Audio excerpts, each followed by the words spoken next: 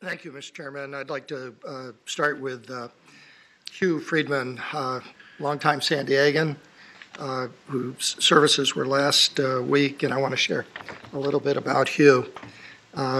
Hugh passed away on January 29th at the age of 81. And as a youngster, Hugh showed great promise as he became the first distinguished Eagle Scout in California at age 14. By coincidence, he was sworn in by a man who we might all remember by the name of Earl Warren, who went on to his own illustrious career in law. A prominent business attorney, Hugh received his Juris Doctorate degree from Stanford University following his undergraduate work at Yale University. And Hugh's a California guy. He was raised in a single mom household in Oakland, California. And for him to go all the way to the East Coast to school was, when you think about it, quite an undertaking back in those days when you didn't just fly from airport to airport so easily as today. He began his legal career as a deputy attorney general for the state of California, and he moved to San Diego just a couple of years later in 1958 to take a position as in-house corporate attorney with the Westgate, California Corporation. This was C. Arnold Smith. He later went on to practice business law as a senior partner at Friedman, Kahn, Dysart, and Fraser, and his intellectual skills and his legal skills were noticed far and near. He was appointed by President Clinton to the White House Conference on Small Business Commission. He was appointed by Governor Gray Davis to the California State Air Resources Board.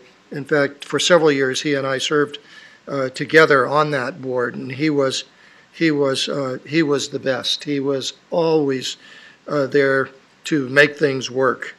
Since 1977, he did teach at the USD School of Law, while he lectured worldwide in England, France, Japan, Singapore, numerous places.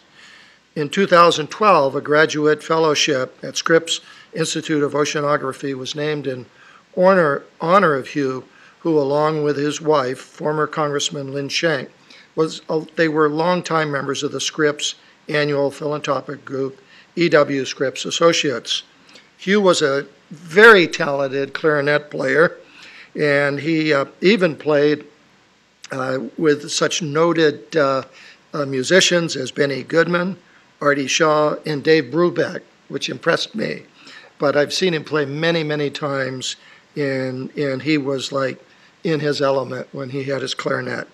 He also enjoyed photography, model trains, and collecting watches.